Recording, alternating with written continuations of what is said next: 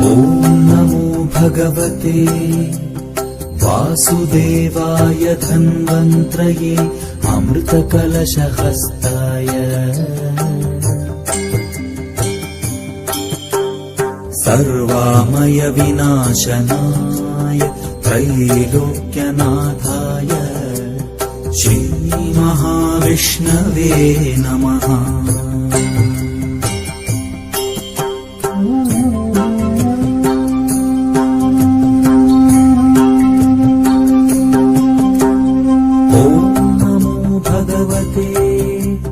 वासुदेवाय धन्वन्त्रये अमृतकलशहस्ताय सर्वामय विनाशनाय त्रैलोक्यनाथाय श्रीमहाविष्णवे नमः।